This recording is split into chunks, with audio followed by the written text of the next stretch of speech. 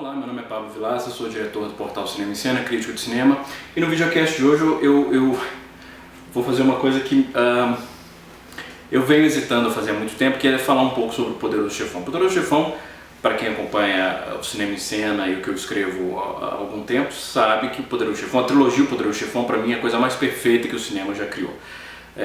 Os três filmes mesmo, eu sei que muita gente fala mal do terceiro filme, mas eu sou igualmente apaixonado pelo terceiro filme.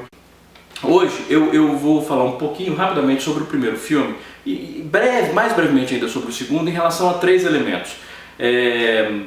O bacana da trilogia O Poderoso Chefão é que o brilhantismo do Coppola e da sua equipe na criação do filme é tão grande que cada vez que você vê o filme você nota coisas novas, é inevitável. E isso acontece comigo.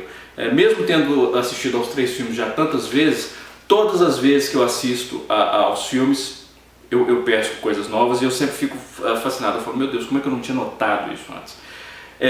Hoje eu vou falar sobre dois elementos relacionados a Kay, a personagem da Diane Keaton. Um em relação aos figurinos dela, que eu escrevi um pouco sobre isso no blog, como os figurinos da Diane Keaton mostram pra gente a evolução da personagem, como a vida dela vai sendo sugada, vai sendo destruída pela família Corleone. Também um breve elemento sobre a relação dela com o Michael e como o Coppola ilustra isso visualmente. E uma mais breve ainda, um pequeno elemento que até eu acredito tem uma piada interna, não é interna, mas uma piadinha, um xiste, vamos dizer assim, do Coppola em relação ao Luca Brasi.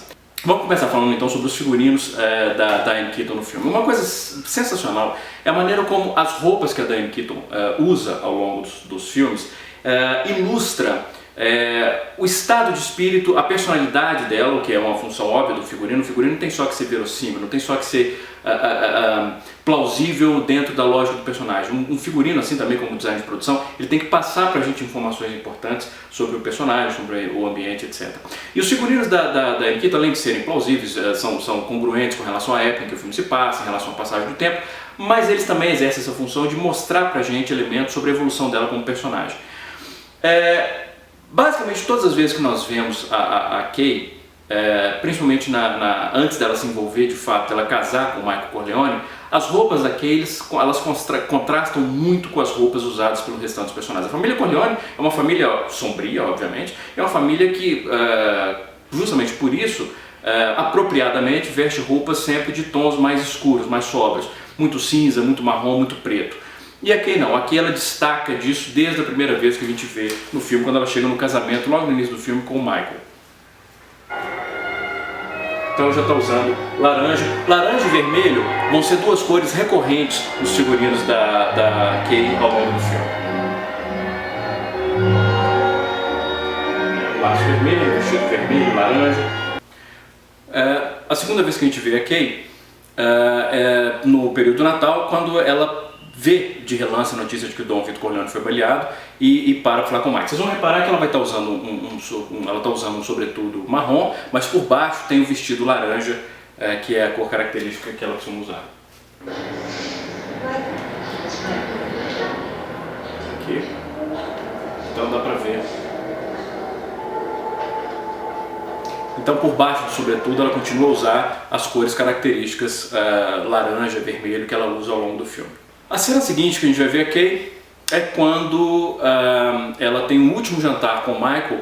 Eles não sabem que essa vai ser a última vez que eles vão se encontrar, mas em seguida ele vai matar o Soloso, vai ter que se exilar na Sicília. Então esse é o último jantar que eles vão ter durante anos. E mais uma vez, com esse penteado horroroso, que é uma das coisas mais feias que eu já vi, mas aparentemente na época era moda.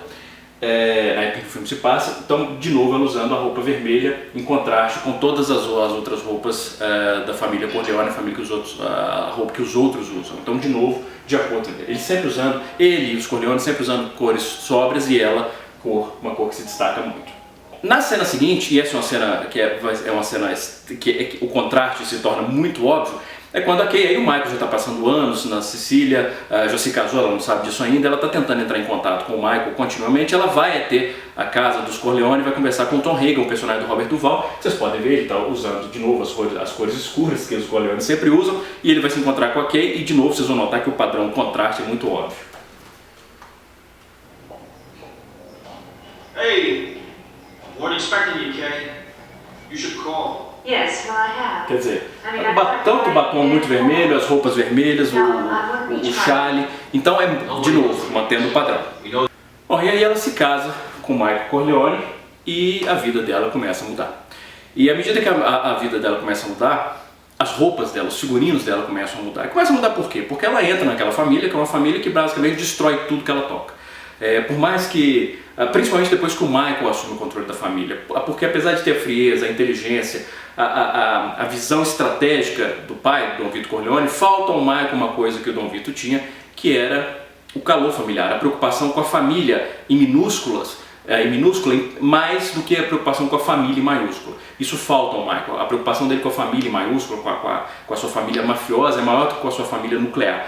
E isso vai cobrar o seu preço. E como é que isso vai se manifestar, por exemplo, na Kay? Ela vai se tornar uma pessoa mais triste, mais retraída, obviamente mais melancólica, mais desesperançosa, e as suas roupas vão manifestar isso. Então nesse momento aqui vocês vão ver basicamente aquela cor gritante, contrastem essa cor com a cor que nós vimos pela última vez, aquele vermelho gritante. Então ela já começa a assumir padrões similares ao da família Corleone, mas ela ainda tenta manter, é a sua natureza, é a sua alma, vamos dizer assim, ela ainda tenta manter um pouco daquela vivacidade, daquela alegria que ela tinha antes. Então vocês vão observar pequenos detalhes laranja, também o batom mais forte no vestido dela. Quando ela se levanta para sair do carro, vocês vão ver que ela está usando eu não sei se é um cinto, o que é, uma faixa que é vermelha. Então é um resquício de quem ela era.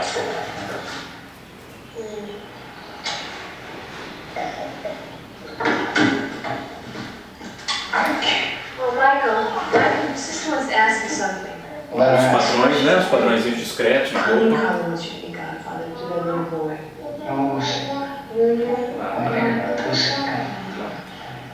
A faixa vermelha. Então, quer dizer, ela ainda mantém, ela ou pelo menos tenta manter algum tipo de vivacidade, de alegria, mas ela não consegue. E a próxima vez que a gente vê a Kay, as cores basicamente foram embora. Essa cena acontece logo depois do batizado e a sequência clímax do filme, no terceiro ato, quando Michael Corleone acerta as contas com todos os seus inimigos. E logo depois ele está prestes a acertar a conta com os últimos que restam. Então, quer dizer, nesse momento ele já vendeu completamente a alma ao diabo. Ele não tem mais redenção, ele não tem mais salvação. Vocês vão observar, por exemplo, a frieza com que ele olha para o Carlo aqui. Durante meio segundo ele já sabe que ele vai matar o Carlo, então ele só está olhando com aquela frieza, aquela determinação, olhando para a pessoa que ele sabe que ele vai matar. Ele vai se despedir da Kay e vocês de novo vão observar que o figurino dela, a cor já foi completamente embora, com exceção do batom, que é um batom vermelho. O olhar dele pro carro, né, estudado. E aquele aqui atrás, já sem cor nenhuma, sem nem detalhezinhos como antes, mas o batom muito vermelho. E esse vai ser o último ato, que é o ato definitivo que o Michael comete, quando ele mata alguém da família. Isso era impensável para o Dom Corleone, Dom Vito Corleone. Quando o Michael mata alguém da família, acabou. Ele se distancia completamente de quem era o seu pai. Ele é um tipo de dom muito diferente e com certeza o Dom Vito reprovaria. E a partir desse momento acaba qualquer resquício de vida, de alegria na família Corleone, e é quando nós vamos ver então a Kay pela última vez. Vocês vão observar que nem o batom mais, o batom já é um laranja muito pálido e a roupa não restou nenhum tipo de lembrança, de resquício de quem ela costumava ser antes de se envolver com o Michael Corleone. Que é um momento em que o Michael dá a ela permissão para fazer algo que ele tinha proibido, que é perguntar sobre os negócios dele, e ele vai mentir descaradamente, com a frieza absoluta, distanciando completamente dela. E aqui vocês podem observar que acabou, não tem cor mais, nem o batom, não restou cor na vida da Kay Corleone. E que é o momento, é o desfecho do filme, quando ele realmente se separa de qualquer resquício humano que ele tinha antes. Frieza absoluta. E ela, tadinha, ela não acho nem que ela acredita, ela quer acreditar na mentira dele. Não tem expressão de alegria nenhuma no abraço dele. Ele está completamente divorciado de qualquer tipo de emoção humana. E ela não tem cor nenhuma, quer dizer, ela já mistura muito mais com o ambiente sombrio e escuro da família Corleone. Mas uma das coisas lindas da trilogia é que a lógica, obviamente, mostrando que é uma obra bem coerente, bem coesa, ela se mantém no segundo filme. No segundo filme a Kay continua a usar roupas tristes. Aliás, cada vez mais triste, porque ela vai sendo sugada pela família Corleone, até que chega um momento que ela não aguenta mais. E a gente chega nessa cena em que o Michael chega em casa depois de uma longa ausência, a casa está vazia, silenciosa, e ele encontra a Kay, e essa é a cena que vai anteceder. Um pouco depois disso, ela vai pedir divórcio, ela vai querer se afastar dele. Mas a gente já vê nessa cena que ela está querendo recuperar a sua vida antiga. Como a gente vê isso? Ela está costurando. E o que ela está costurando?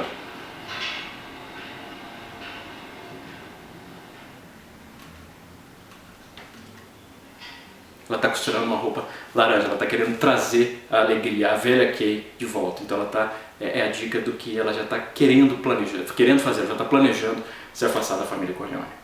Bom, vamos voltar rapidamente à cena final do filme, que é para discutir aquele segundo elemento que eu queria falar com vocês, que é rapidinho a dinâmica do Michael e da Kay ao longo do filme. No final do filme o que a gente vê é ele realmente cortando a esposa da vida dele.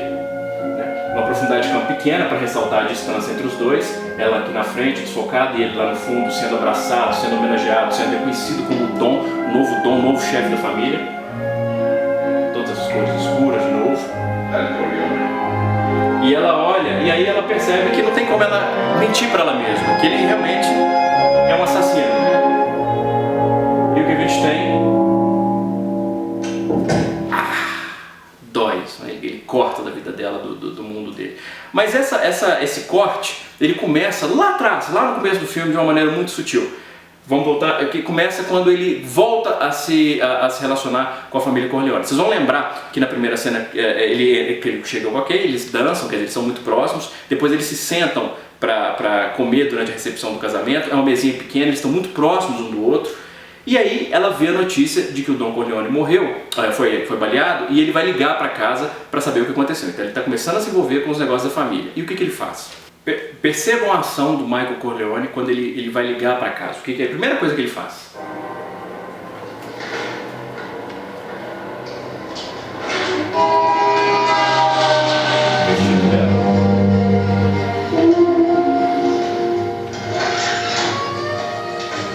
É a primeira vez que ele fecha a porta para ela, que ele deixa ela do lado de fora. E ela fica, olha, o Coppola ressalta isso muito, ela andando do lado de fora ansiosa, olha como o Coppola ressalta. Percebam, ele aqui na frente, aliás, é uma posição inversa do que nós vimos antes. É uma profundidade de campo pequena, só que agora ele está na frente, ele continua em foco, ela continua embaçada. Isso é um reflexo perfeito daquela última cena que nós vimos lá. Só que lá no final do filme, ela estava em primeiro plano, ele em último. Só que ele estava em foco e ela fora de foco. Aqui de novo, ela continua fora de foco, ele em foco, só que inverte. Ele está em primeiro plano, mas de novo, já excluiu ela da vida dele. Lá no primeiro momento, ele já dá a dica para ela, olha, eu sou assim.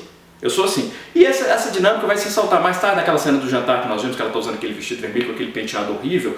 A distância entre os dois na mesa já é muito maior, então eles já começam a se afastar. O que vai culminar lá no final do filme com aquela cena final, aquele desfecho maravilhoso. Mas que já tinha sido plantado o que ia acontecer desde esse momento no início do filme. Para encerrar esse videocast, eu disse que eu queria falar alguma coisa rapidinho sobre o Luca Brasi. O destino do Luca Brasi é um dos destinos mais famosos da história do cinema.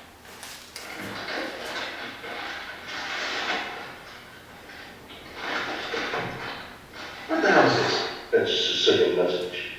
It means Luca Brasi sleeps with the fishes.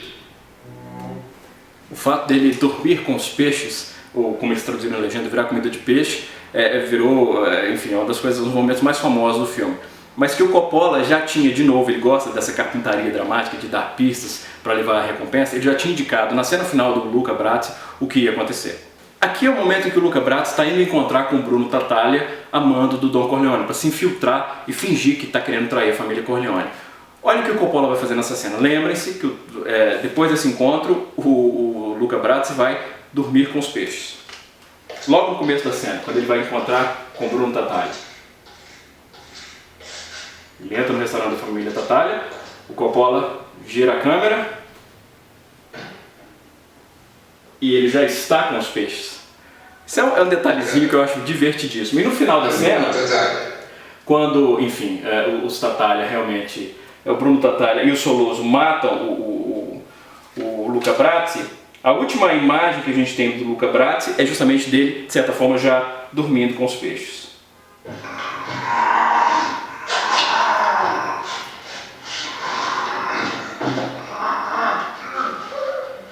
Agora, ele volta para o início da cena que o Luca Brasi já está dormindo com os peixes.